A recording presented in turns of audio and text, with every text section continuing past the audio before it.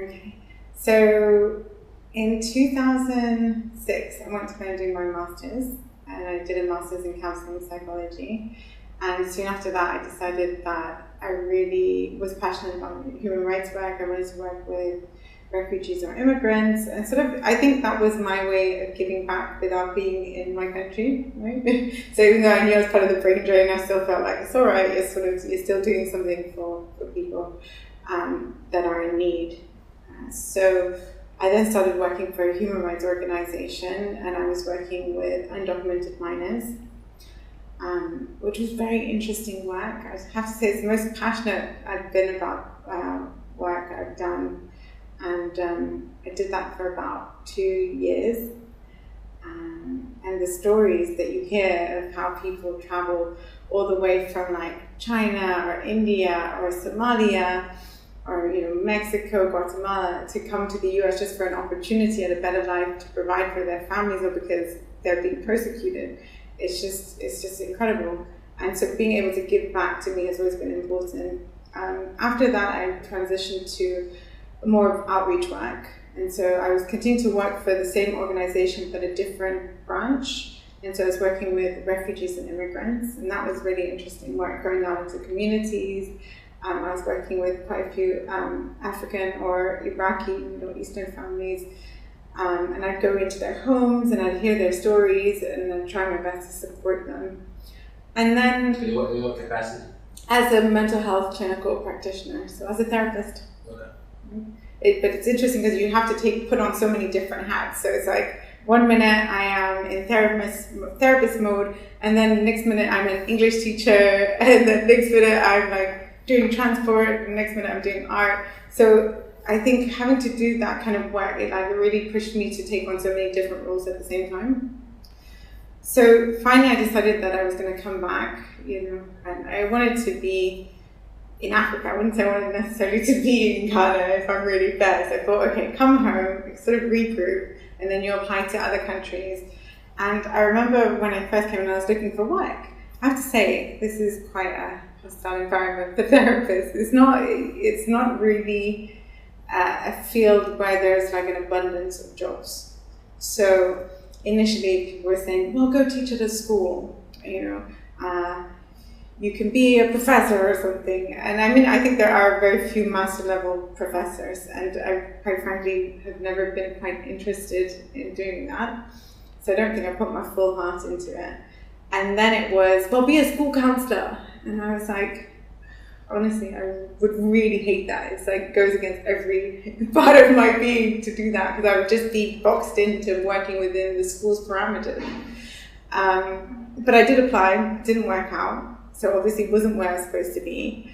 And then I remember coming here and my mum saying, you know what, go to this clinic, and it's a physiotherapy clinic. And she said, you need to just talk to the lady and see what you guys can figure out.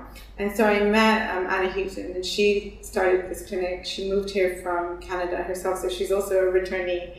She started this clinic, it's a physiotherapy clinic, and they do massage and some other stuff here. And she was like, hey, why don't you just rent an office here and just do your thing? And I was thinking, really? I mean, because in the US, I never had that opportunity, and I knew I would never have that opportunity because as a foreigner, you can't do private practice, right? Because you're on H-1B. So you're quite restricted. So I thought, oh gosh, well now actually I have the freedom to do private practice. So yeah, here we are.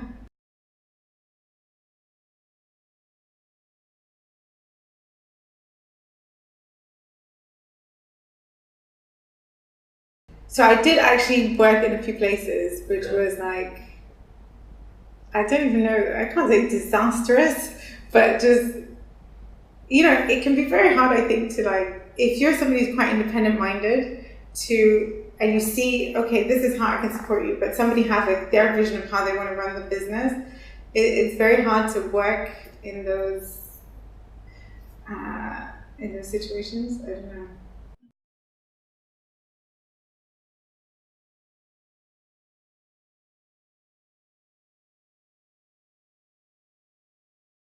What I've learned is that I'm really good at whatever I really put my mind to, and if I'm passionate about something, I'll give it my all.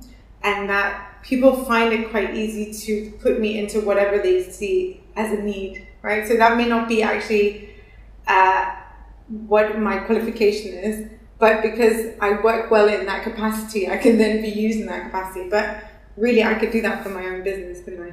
Yeah. So what I found was that I was expending all this energy on doing things for other people and building them up.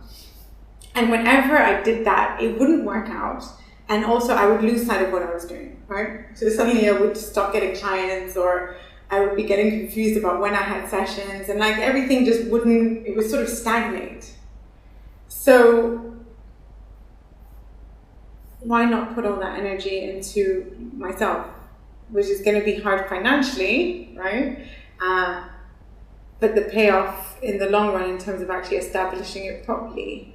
So, I mean, it got to the point where it was like, people were saying, no, just take on a full-time job, Larissa, you can't keep this up. And I say, no, the most I'm going to do is a part-time.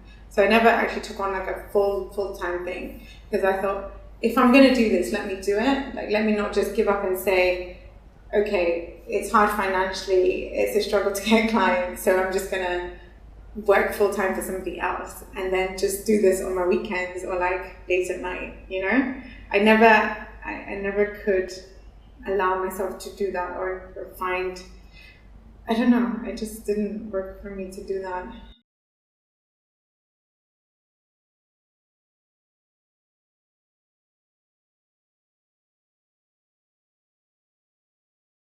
Goodness, navigating the system. So for me, the first thing was to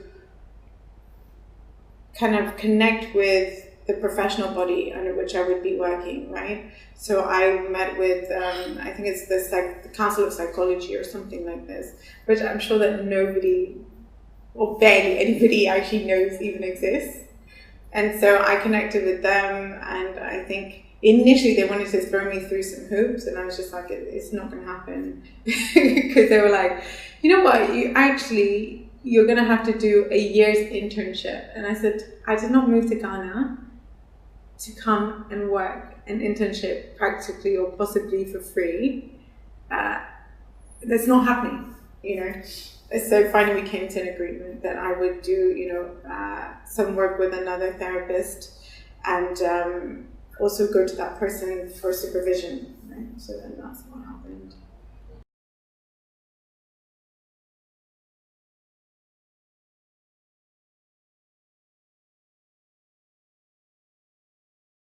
Oh my goodness, the first year was painful, man. What? I think anybody who knows me felt my pain, because I was perpetually broke, which is never fun. Being in Ghana, being broke, and living with your mother after years of living independently is not fun. So it was horrible. I think I was probably depressed in my first year of moving to Ghana. Like, I'd say seriously depressed in my first year of moving to Ghana. I don't know if I answered your question. Not really. What would you have done differently? What would I have done differently? What was your question, actually? What was the first year in business like? That was the first year. That's how it was in business for me. It was depressed. So I think what I would have done differently is I would have really looked at myself emotionally and worked on figuring that out. Because I think because of where I was emotionally, because it was such a transition to go from working for an organization, doing something I was super passionate about, to being here, working for myself, and being really broke, right? That translated into the work I did, right? So if you're unhappy, it's very hard to give something your all. So I feel like I was not even working on half. I was working at a very low percentage. And so that's what I was yielding, right? As much as I was putting in is what I was getting out. So I'd say for about the first, let's say half a year, I had like maybe 1 or 2 clients.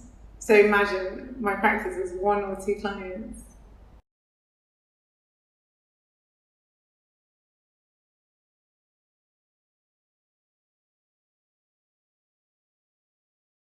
I don't even know, because my industry is such a difficult one in Ghana. You'll actually find that really experienced psychologists here, therapists here, they'll be doing like 2-3 jobs. So nobody's actually just doing private practice. So for me coming in, already the standard, like the bar was low, like how much can I really achieve here being a new person and a young person by comparison, right?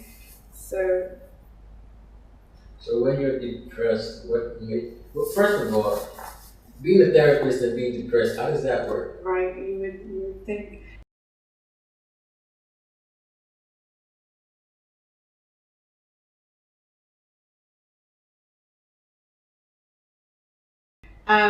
You know what, we're all humans, right? It doesn't matter what kind of profession you're in, you all have the human experience, and sometimes part of that experience can be depression. The difference is that I'm aware of it, and I'm very aware of what triggers it, and I'm aware of how to deal with it, right? So there comes a point where I have to pull myself out and say, okay, well, now you're sinking to too low a point, and you have to kind of grab for the hands that are reaching out to you for support. And there were a lot of amazing people that really supported me in my efforts.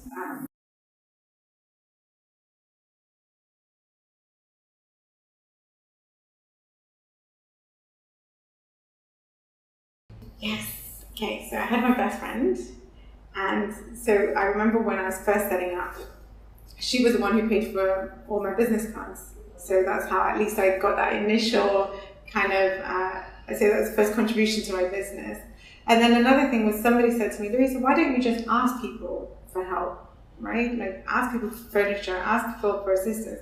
So I sent an email out to my friends and my family, and they basically furnished my office.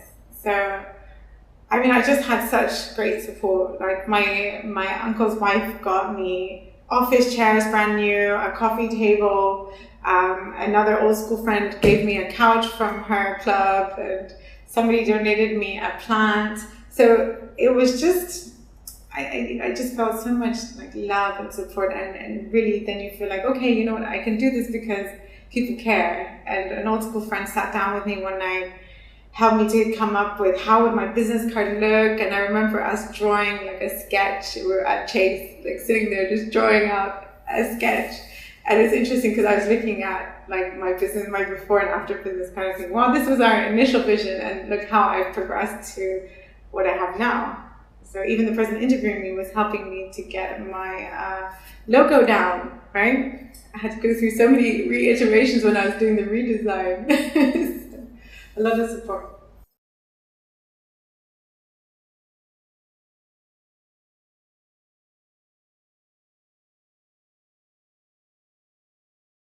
So no, it's not, right? Because otherwise, actually, I can't even say otherwise I'd be super broke, because actually I would say this has been providing for me more than anything lately, because it really has picked up over the past, I'd say over the past year. It's really picked up a lot compared to where I was when I started out. What year are you in? My third. Third year? Yeah, wait, so is that, so I've done 3 years so far, as of March, right? So, oh my goodness. You see, by year 5, you know whether you're going to make it or not. So. Oh wow, okay. Yeah, 10 years. But yeah, what else are you doing? So, my mother and my brother have their own business, right? And it's in customer service training. And I remember a couple of years ago, I think it was actually when I was turning 30, so I'm 32 now, so that was about 2 years ago.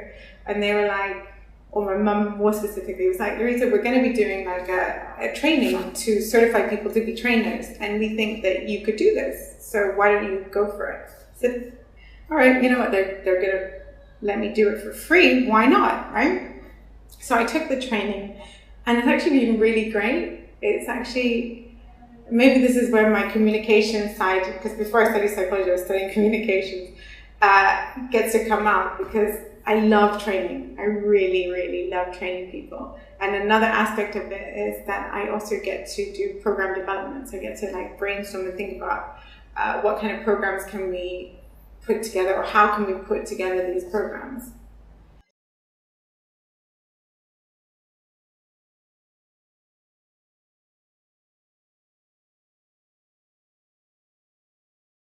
Yeah, I mean, I just felt like, how does this relate to my profession? But actually it's funny because at the same time, when I looked at their trainings, it's a lot of it is psychology based, because it's called, one of the big trainings is called feelings, how much more psychology can you get, right? It's about how people communicate, how they feel about themselves, how they feel about each other. So in some ways, I actually did feel like it was going to be a good fit.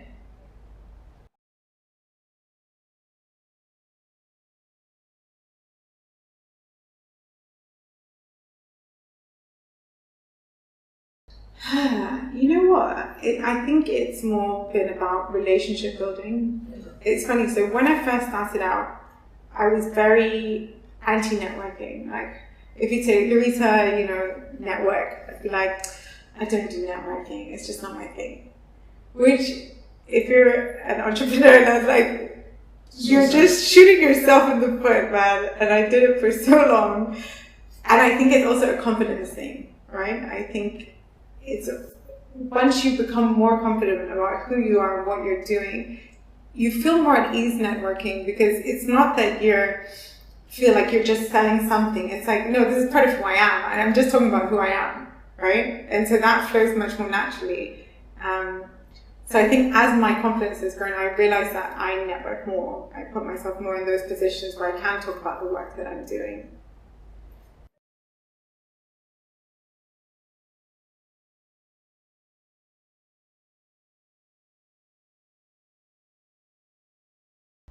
That's true.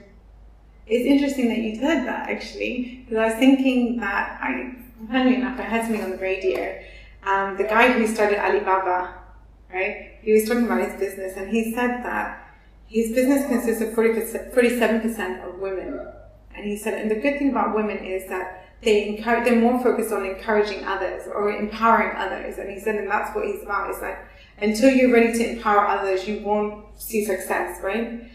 So, and I was thinking about that for myself, and I think that's always something that I love to do. Is like, if I see anybody, or like my friends or somebody I care about, and they have a business idea or they're working on something, I get excited. It's as if it's my business, and I'll be like, oh, why don't you do this and this? Or, I know so-and-so, why don't you hook up with so-and-so, because they'll be like a great match for you, So it's like, I get excited about what other people are doing, and I think because that happens, I notice that then when people are thinking about opportunities, they're like, oh, what about you? Like, oh, you do this, why don't you participate?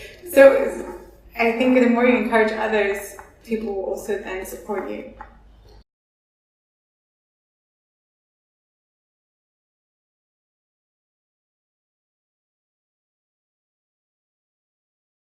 The hardest part, jeez. Where do I start? Biggest challenges, jeez. I would say it's our mindset on mental health in this country is a big one, right? How do you shift that? That's like a boulder up a hill, right? So there's a lot of stigma attached to mental health. And so you're not going to see many people just walk in and say, well, I've got a mental health issue, can you help me? But what I say is there's a turn in the tide. I don't know if that's the right expression, but more people are now going online and they're looking up therapists, right? Which is exciting that people are doing that in Ghana. And so hopefully you're running Google search ads so that you show up. Well, actually, I haven't done Google search ads, but actually I'm up there when you look for therapists. Like, I'm one of the first people that you'll see, which is so good. But that's probably because there's just not much competition. There's not much competition in my field. Yeah. Good. So that's one of the challenges, is stigma attached to mental health, right? Another challenge has been financial, right? So how do you keep your business going, right? When you can't even feed yourself, how are you paying your rent? And so sometimes it can be very helpful to have like a very caring person who is renting you your office space because they don't kick you out the moment you fall behind. They have a bit more of understanding. So yeah, finances are a big one. Also, that you don't want to outprice people. Is that the word? Yeah, you don't want to, not outprice, but you don't want to cut people off from your service because you overprice yourself. Or yeah. So that's also like thinking about what is the value of my service, but at the same time thinking about, but what kind of people do I want to access it, and will they be able to afford to access it if I raise it to a level where people can no longer afford it or find it reasonable.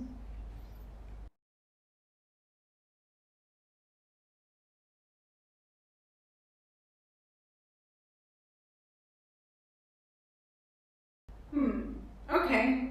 I don't know if I'd call them mentors so much as just people I look up to and respect. Because when I think of mentors, I think of like an older person that I'm looking up to, like trying to follow in their footsteps.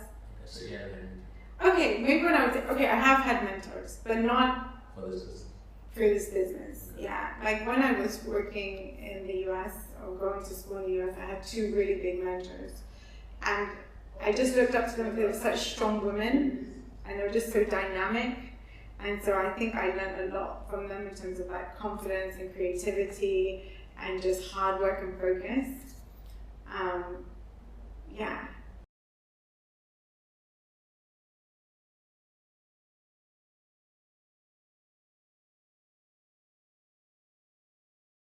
I mean, I do look up to the lady who runs this clinic because I can see that she's worked really hard to make it a successful business, but just in different fields. So.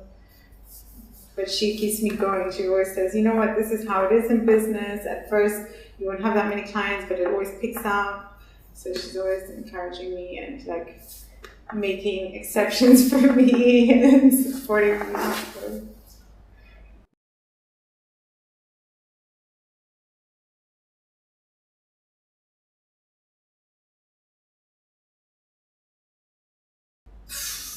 Goodness, what has been the best advice? That's a hard one, isn't it?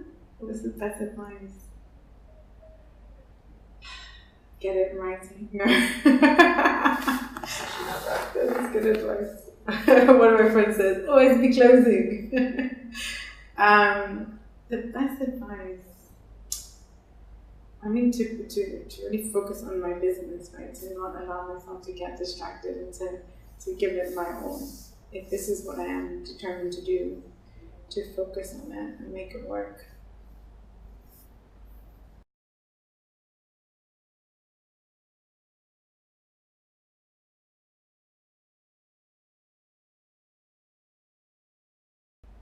I just feel like it's who I am. So sometimes people think, I was talking to somebody recently, sometimes people think, or I think that people think I'm trying to be a therapist to them, right? That I'm not able to switch off being in therapist mode. But one day I was talking to somebody, I think it was my best friend, she said, this is just actually who you are. And I realized it's just who I am. It's not that I'm trying to be anything, it's just actually just who I am as a person.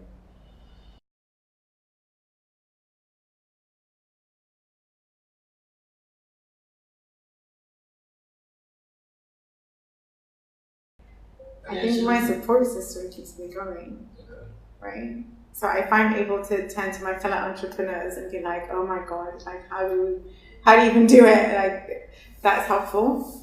And to get those kicks that say, Louisa, yes, you're struggling, keep it going. If you would actually focus, you would get out more of it, get out more from it. And then I think lately, I think through helping other people or like listening to them or like being able to give advice and support, I realize how many resources I have within myself. And so it's like, if people are able to come to you for support or listen to or gain something, it must mean that you're at a pretty decent place, right? So sometimes that keeps me going and I say, wow, no, you actually must be doing something right because you're actually able now to support other people in their journey. So it can't be that bad, right?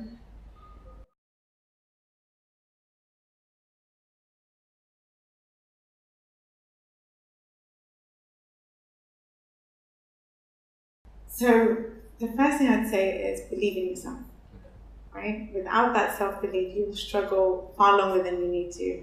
And once you embark on this journey, you've made that decision, so buy into it. If you don't buy into it, nobody else is going to. I find the more confident I am, the more people believe in me and the better I do in my business, right? So be confident, believe in yourself. Use your supports, right? None of us are created as an island. We should work in connection to others. That's why we're born into a society, right? So that we can have support. That's the control us, but I digress. Go ahead. I believe that there are supports available to you, and if you look around, you can find them. And so I'd say use those supports. Don't think you have to do everything by yourself. There may be certain areas in which you are so strong, and certain areas where you're weaker, right? Go to others and learn about how to improve on those areas, or how you can connect with them to fill out that area, right? So if I'm not good in finances, I might have a friend who is very astute in finances, right?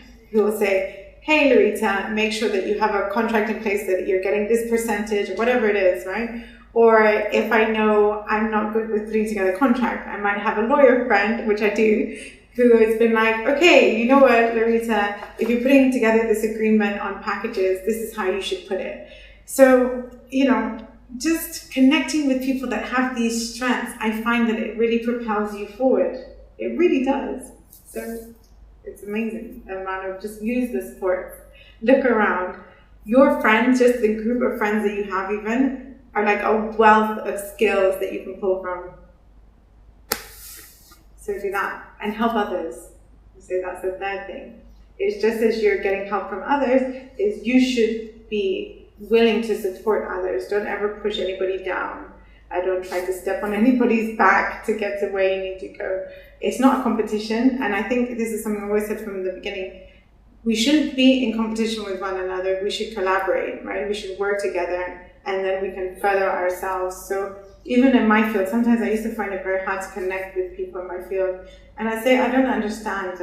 I don't feel like we are working in competition. We don't need to. I think we can collaborate, right? So if I know an educational psychologist, which I do, then I can say, okay, if you need an assessment for your child, go to this person. She's great, because I know she's great, right? And she then says, okay, I finished the assessment, go to Louisa, because I know she can do it. So if you build up systems like that, where you can refer somebody to another person, you're strengthening your practice, right? So don't ever think, I just want to grab it all for myself. Work in collaboration with others and support each other. So those are my words of wisdom.